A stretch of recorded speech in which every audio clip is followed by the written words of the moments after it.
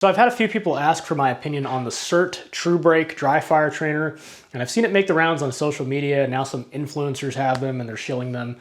Like anyone that shoots to a pretty high level, I am a huge proponent of dry fire practice, but I think this particular product is basically just an expensive toy. It's not going to help you improve in a true sense, and in fact, it would probably cause you to develop some pretty bad habits instead.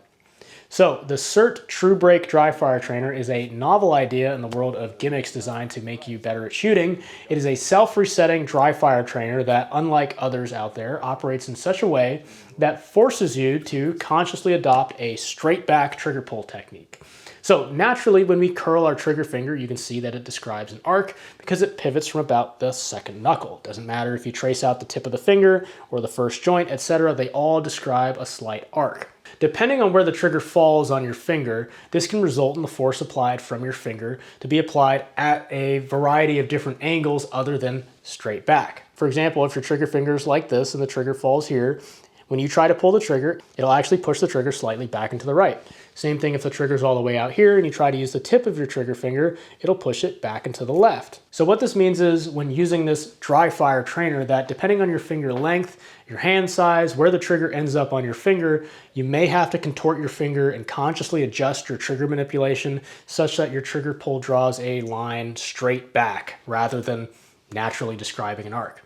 And presumably the people who designed this device think that is supposed to be the proper technique. In actual reality, a gun will automatically force the trigger to move in a straight back manner as long as there's some force being applied rearward. Your trigger sits in a trigger track that defines how far left and right it can move. Any side load will cause the trigger to hit and slip past the left or right lateral limit, and the force applied will follow the path of least resistance, which is straight back. So it's not something you have to consciously think about when you're pulling the trigger because the gun does it for you. And if we were going to subscribe to this idea that not having a straight back trigger pull in the horizontal plane is important to not push the gun left or right, why doesn't it apply to the vertical plane to not push the gun up or down? 99% of guns out there outside of like the 1911 and a few other exceptions have a pivoting or hinged trigger, including this little CERT dry fire trainer. That means you can have the most straightest, backest trigger pull ever in the horizontal plane, but it wouldn't matter because you're always going to describe an arc vertically. So why don't hinged triggers have a known problem of throwing shots vertically high or low? Why doesn't everything use a 1911 style trigger that goes straight back? You'd think if this were an actual problem, you would see nothing but straight back 1911 style triggers, and especially on things built for precision sports like Olympic pistols. But you don't. Pretty much all of them have a pivoting style trigger, and here's an example right here. This is my Steyr LP10 Olympic air pistol, and you can see its trigger pivots. This exact model was used to set the world record in the 10-meter air pistol event in 2009. And you can actually see that I have my pistol configured to where the trigger shoe is slightly facing the dominant side. I'm definitely side loading this trigger every single time I make a shot, and this is not unique to me. Almost every single 50-meter pistol, 10-meter air pistol champion, even some Olympic rifle shooters, if given the option, have their trigger shoes slightly turned to the dominant side.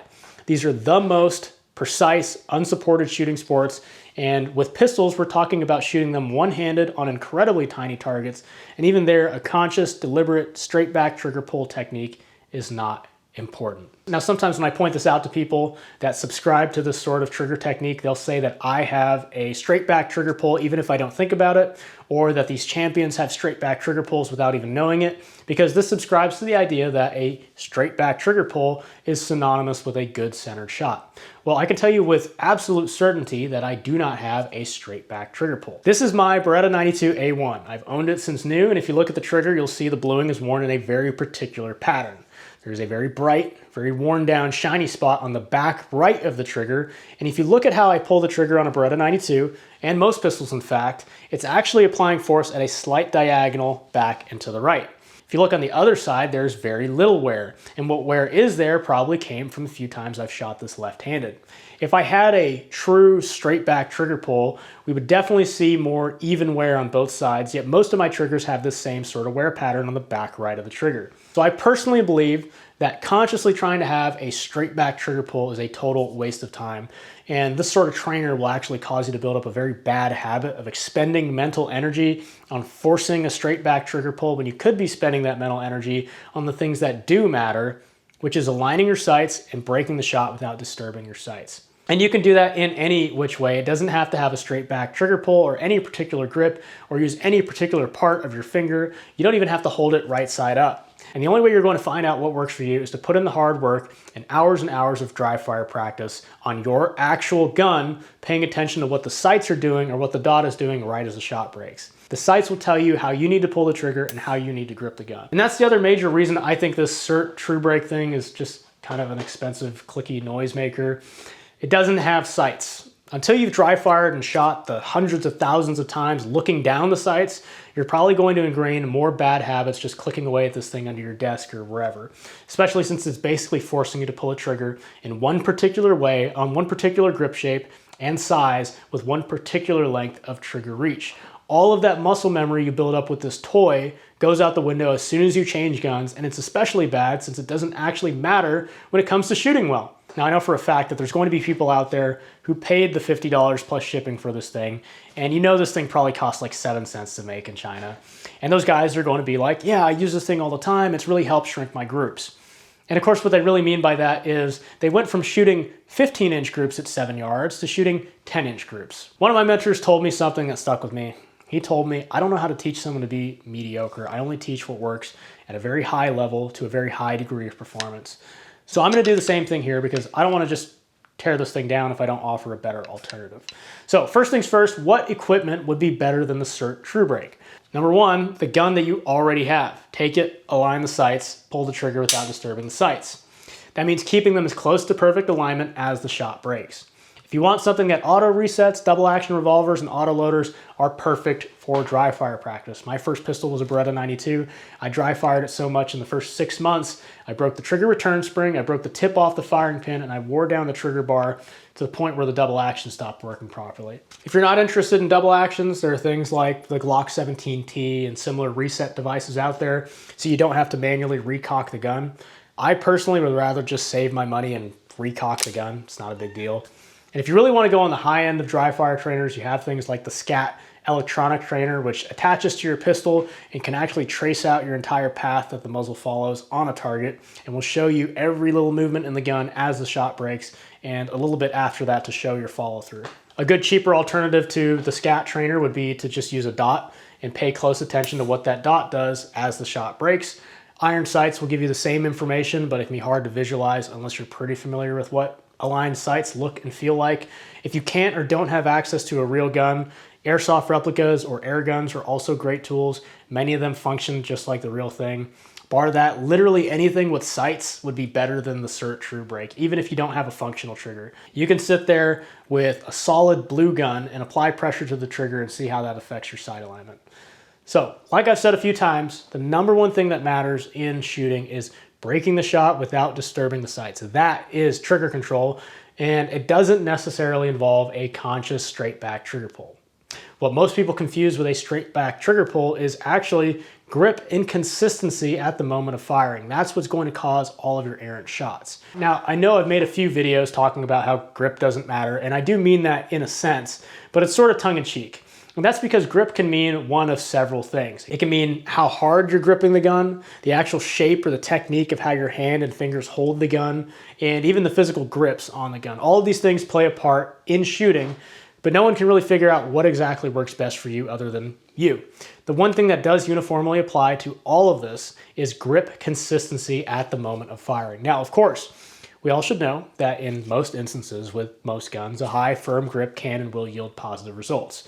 That covers your 99th percentile, and that's why it's taught most often. But I can death grip a gun to where my hand is shaking and deliver an accurate shot. And I can barely hold onto the gun and deliver an accurate shot. And that comes down to consistency within the shot itself. If I'm gripping the gun one way, when I start and end my trigger pull, nothing should change. My grip shouldn't tighten, my grip shouldn't loosen, it shouldn't shift. Nothing should change from the start and end of my trigger pull, and thus, no additional movement should be imparted into the gun, which is represented by what the sights are doing or what the dot is doing. That's what trigger control is. And of course, the difficult thing is that your trigger finger is part of your grip and it affects the other fingers in your hand.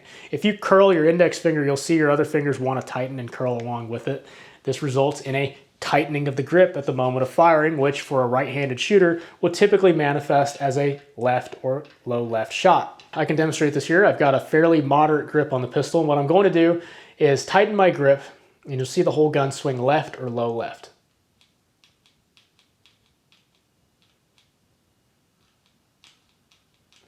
This is typically associated with or called jerking the trigger. And for many people, this can be compounded with a flinch where someone anticipates and drives the gun forward, and that of course can push the shot even lower. I've personally found that by gripping the gun fairly tightly, I can minimize the effect of my trigger finger causing my other fingers to tighten and thus driving the gun left or low left. When I shoot a .45 rapid fire, I grip the gun pretty much as hard as I can. The opposite of this low left shot, again, caused by tightening of the grip as the shot breaks, is the high right shot. And as you might have guessed, this is caused by loosening of the grip as the shot breaks. Here I've got a fairly firm grip on the pistol, and I'll relax my grip, and you'll see the muzzle swing high and to the right. Typically, this is associated with bad follow through, and I find it happens to me most when I'm holding onto a shot for too long and I just want the shot to be over. And of course, this is also associated with anticipation of the shot, trying to know the exact moment the gun will go off so I can relax once it's over. Now, this goes into the theory of the surprise shot, which is another thing that a lot of people misinterpret. So here's my interpretation. I want to know that the gun is going to go off, but I don't want to know the exact moment down to the millisecond, or naturally, I'm going to react, and that will translate into some sort of grip inconsistency right at the moment of firing. Typically, for inexperienced shooters, this might result in a flinch or bracing that will cause the grip to tighten, or for the whole body to physically try and fight the recoil, of course, yielding a left or low left shot for a right-handed shooter. Or for me, it most often sends a signal to my body and brain that I can relax now, that the shot is over, which causes my bad shots to typically end up high right. Here's a target I found from a few months ago that perfectly illustrates these shots. This was shot with my .45 at 50 yards, one-handed, of course, with iron sights. You can see a group of 7 shots right here in the center of the target, a little bit low, but that's a simple sight correction. Then I have my 2 high right shots and my 1 low left shot. And knowing my ability and the mechanical accuracy of my pistol and ammunition, I know that these 3 shots were caused by an ever so slight bit of grip inconsistency at the moment of firing, and that yielded a classic low left shot and 2 high right shots. This is still a good target, 97 with 5Xs, 10 shots under a 5-inch group at 50 yards, but I know I'm good enough for a 3-inch group, and I could have had that had I executed better trigger control on those 3 shots the way I did with these 7. Grip consistency goes beyond the individual shot to give you the best, most repeatable results with a particular firearm. Typically, it's a function of how heavy the trigger is, how heavy the recoil is, how heavy the gun is, and how it's intended to be shot, etc. That'll determine things like how tight you should be gripping the gun or what grip angle you prefer, and that's beyond the scope of where I can give specific recommendations because no one can figure that out for you. As far as general principles go, typically the heavier the trigger and heavier the recoil, the tighter and more upright grip you want. And of course, naturally, a grip technique for a heavier trigger and heavier recoiling gun can be used for a lighter recoiling gun with lighter triggers. And you'd have to figure out for yourself whether or not that yields optimal or just acceptable results. Anyways, that's trigger control, that's sight alignment. It has nothing to do with a straight back trigger pull. Save your money on the slow true brake doohickey. I don't think it's a coincidence that it came out right around Christmas and was given to a bunch of social media influencers to shill. And in case it wasn't painfully obvious, the vast majority of social media influencers or gun tubers and self-styled instructors out there do not shoot at anything resembling a high level. So be careful who you listen to. You know, some of them might know a lot about technical gear stuff, tactics, etc. But when it comes to marksmanship, so many of them are just totally lost.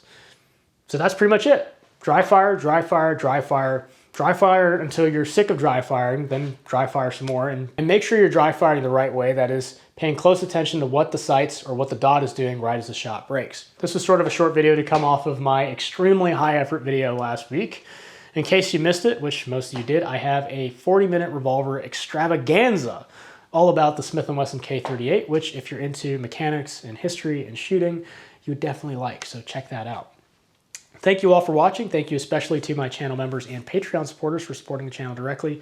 You can become a channel member or Patreon supporter by clicking the relevant links on screen or in the description below. Thank you. Have a great day.